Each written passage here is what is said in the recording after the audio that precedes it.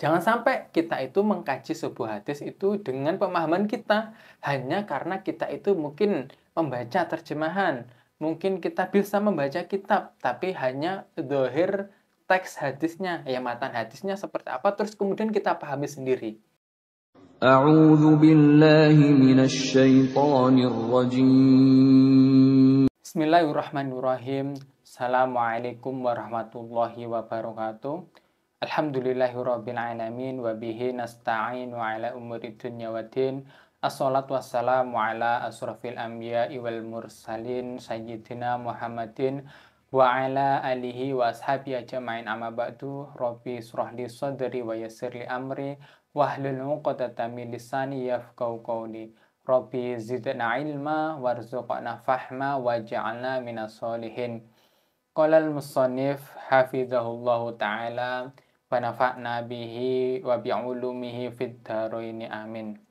Para pemirsa yang semoga selalu dirahmati Allah Subhanahu wa taala, kembali lagi di channel kami yaitu Anton Prawito Official. Jangan lupa untuk terus support channel kami dengan cara menekan tombol like dan juga subscribe dan nyalakan lonceng notifikasi agar tidak ketinggalan video-video terbaru dari kami. Nah, di kesempatan kali ini kita akan kembali membacakan buku atau kitab dari Ustadz Abdullah Mas'ud yang berjudul Meluruskan Kerancuan Paham Imamah dalam Islam Jamaah, dan kita sudah sampai di bab yang ketiga. Di bagian yang ketiga, yaitu kita membahas tentang imam itu diketahui keberadaannya dan diakui kepemimpinannya. Jadi yang namanya imam atau yang namanya pemimpin atau sultan, ya, itu harus diketahui keberadaannya. Jadi umatnya, kaum muslimin yang lain itu juga harus tahu dan juga diakui kepemimpinannya, ya, nanti mengaku sebagai amir, sebagai imam, akan tetapi kepemimpinannya ketika mengurus haji, ketika mengurus visa dan yang lain itu ya yang ngurusin ya bukan keimaman. Kan lucu. Nah, langsung saja ya kita bacakan. Firqah Islam Jamaah meyakini masalah keimaman adalah masalah bitonah atau rahasia. Ya, jadi kalau pemirsa yang bukan mantan jukam itu jangan kaget ya jika kita menyebutkan istilah bitonah. Yaitu bitonah itu artinya saku di dalam baju gitu loh. Ya, secara lugah maksudnya itu ya rahasia. Mereka tidak akan mau mengaku kepada umat Islam lain, apalagi bahwa mereka memiliki imam yang mereka baiat. Mereka bahkan mengumpamakan imam mereka seperti, mohon maaf, seperti kemaluan yang harus selalu ditutupi walaupun semua orang sudah tahu hal itu. Mereka juga beranggapan bahwa imam tidak harus berdaulat dan tidak harus diakui oleh umat Islam di wilayah keimamannya. Padahal adanya imam adalah untuk mengatur seluruh urusan manusia, baik urusan agama, politik, keamanan, ekonomi, dan semua yang berkaitan dengan kemaslahatan manusia. Mengangkat dan membaiat seorang sebagai imam, padahal dia tidak memiliki kedaulatan dan kekuasaan, apalagi tidak diketahui oleh umat Islam di wilayah keimamannya, sangat tidak dibenarkan secara syariat maupun akal sehat. Syekhul Islam Ibnu Taimiyah berkata, sesungguhnya Nabi Muhammad SAW memerintah untuk taat kepada imam-imam yang ada, yang diketahui orang-orang yang memiliki kekuasaan. Dengannya dia mampu mengatur manusia, bukan taat kepada imam yang tidak ada, tidak diketahui, dan bukan orang yang tidak memiliki kekuasaan dan kemampuan sama sekali. Sebagaimana Nabi Shallallahu Alaihi Wasallam bersabda, memerintahkan persatuan dan kerukunan dan melarang perpecahan dan perselisihan. Dan beliau tidak memerintahkan taat kepada imam-imam secara mutlak, akan tetapi memerintahkan taat kepada mereka dalam ketaatan kepada Allah, bukan dalam kemaksiatan, ya. La ta'ata fi makhluqin illa bi maksiat. Ini menjelaskan para imam yang beliau perintah untuk mentaatinya bukan orang-orang yang terjaga dari dosa, ya. Jadi yang namanya imam, ya, kita taat sebagai ulil amri kita itu memang memiliki kewajiban, ya, taat Allah, Rasul, dan ulil amri.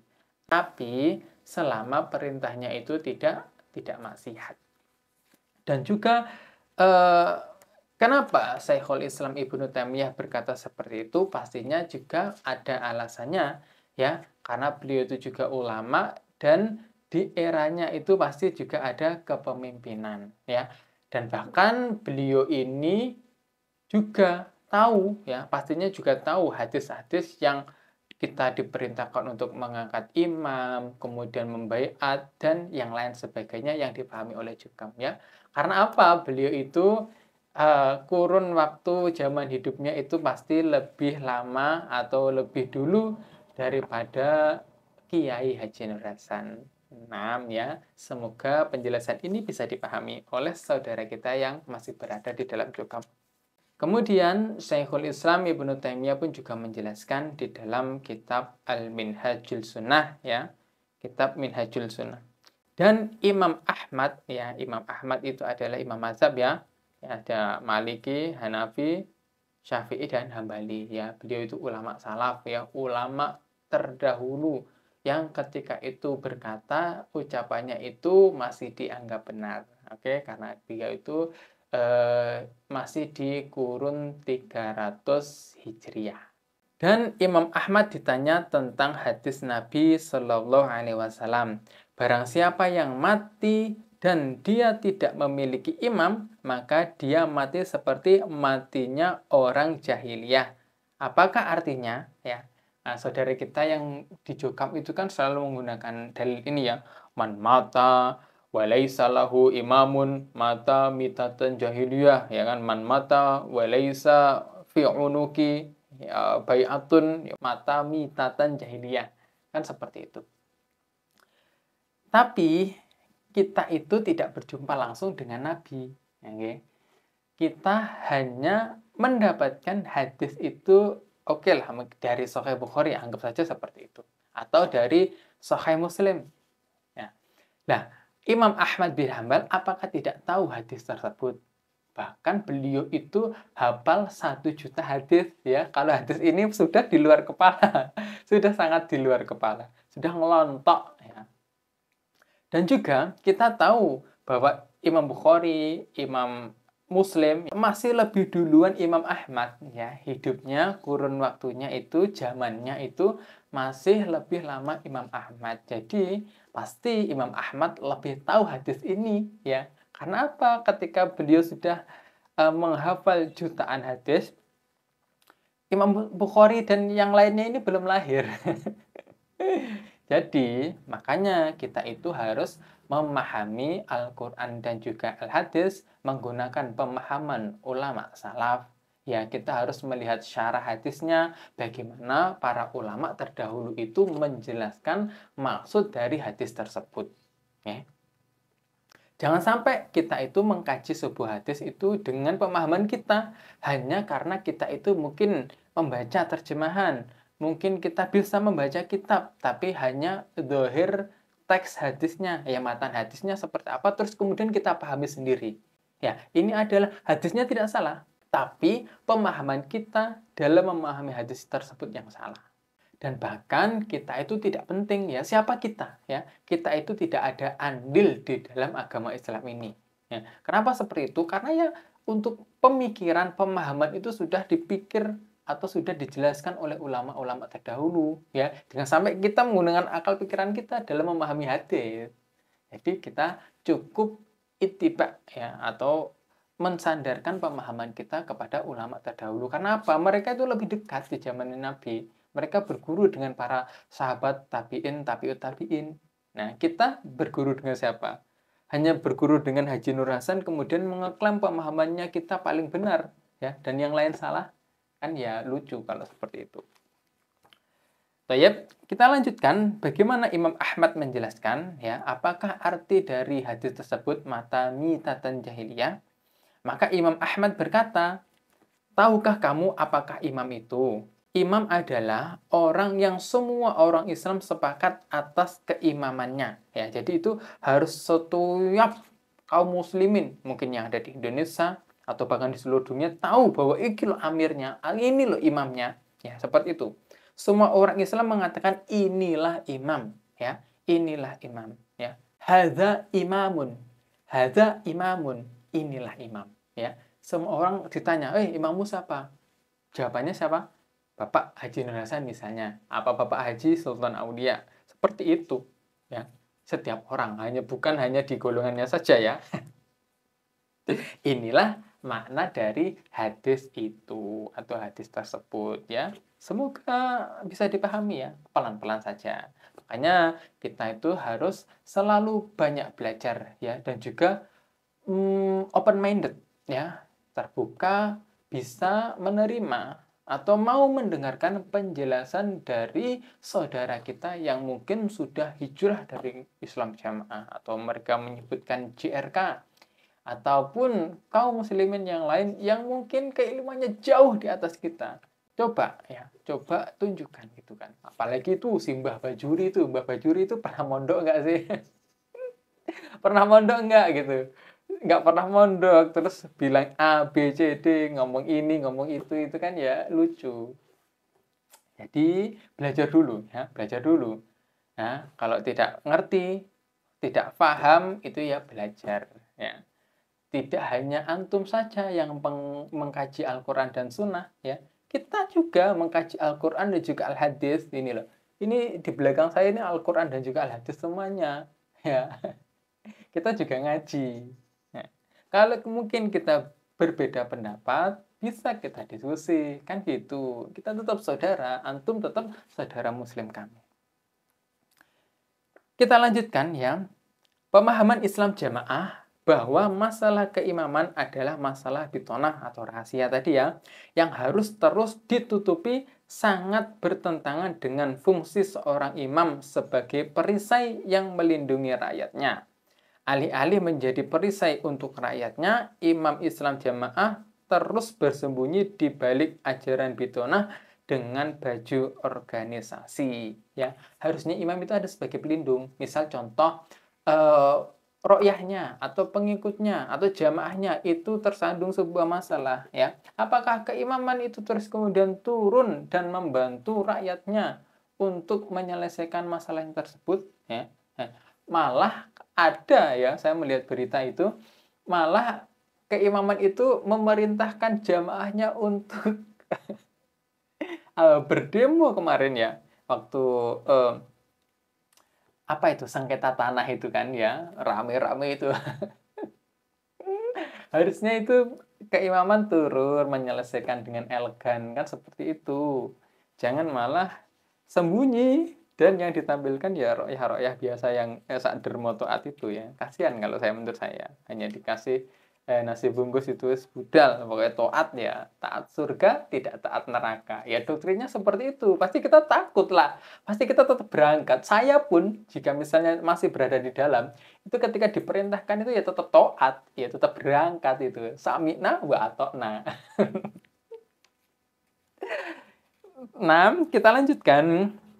Rasulullah Shallallahu Alaihi Wasallam bersabda, sesungguhnya imam tidak lain adalah perisai ya, wa innamal imamu iku junnatun ya, yuqatalu min rawaihi wa yuttaqabih. Musuh diperangi dari belakangnya dan dia dijadikan pelindung oleh rakyatnya ya. Namanya juga tameng, pelindung harusnya di depan bukan di belakang kan gitu. Kalau di belakang ya bokong ini yang di belakang. Kerancuan ini semakin terang bila dikaitkan dengan paham mereka bahwa Islam seseorang tidak sah tanpa baiat kepada imam. Mereka meyakini Islam seseorang, terutama umat Islam di Indonesia, tidak sah Islamnya bila tidak baiat kepada imam mereka. Ironisnya, mereka malah menyembunyikan imam mereka bagaimana mereka mewajibkan umat Islam berbaiat kepada imam yang keberadaannya selalu mereka sembunyikan. Ya, kan ironis, lucu.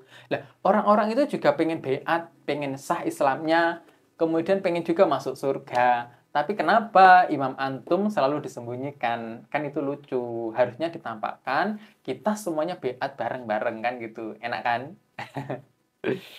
Terkadang sebagian mereka mengatakan Islam Jamaah tidak mewajibkan umat Islam baiat kepada imam mereka atau baiat kepada imam mereka sifatnya hanya sukarela.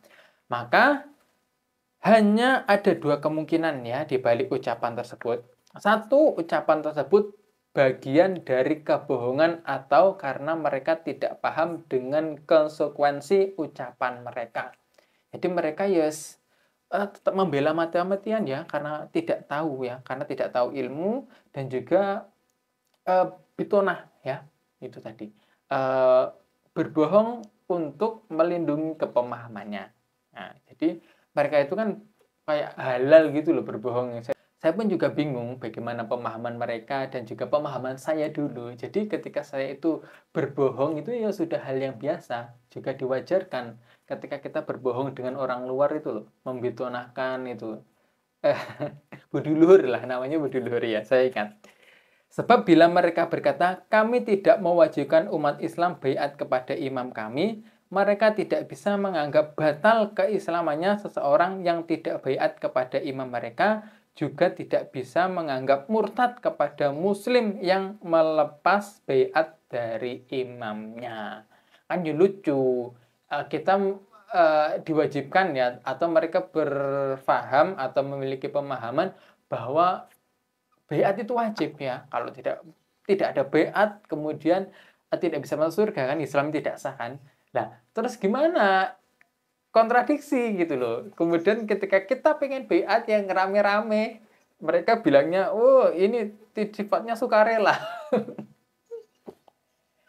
Bingung kan itu, kontradiksi. Wajib tapi sukarela. Kita yang tidak baiat dikatakan tidak sah Islamnya. Kemudian yang keluar murtad, ini kan lucu. Jadi hal-hal seperti ini ya juga harus kita luruskan ya, harus kita sampaikan, harus kita diskusikan. Apalagi kepada teman-teman yang masih berada di dalam dan sebenarnya mereka itu kritis, sebenarnya mereka itu bertanya-tanya, akan tetapi ya perlu pemantik saja. Nah, makanya kita itu selalu berdakwah atau membuat konten untuk mengedukasi saudara-saudara kita semua yang masih berada di dalam Islam Jamaah. Nah, semoga video yang sedikit ini Allah berikan manfaat dan juga keberkahan. Jangan lupa kita selalu mendoakan saudara-saudara kita yang masih berada di dalam Islam Jamaah. Semoga Allah memberikan hidayah taufik, bisa hijrah dari kelompok atau pemahaman-pemahaman yang menyimpang dalam memahami Al-Quran dan juga Al-Hadis. Baik, mungkin cukup sekian di video kali ini. Jika banyak kurangnya, kami mohon maaf yang sebesar-besarnya. Syukran ala ihtimamikum. Jazakumullahu khairan wa barakallahu fikum. Wassalamualaikum warahmatullahi wabarakatuh.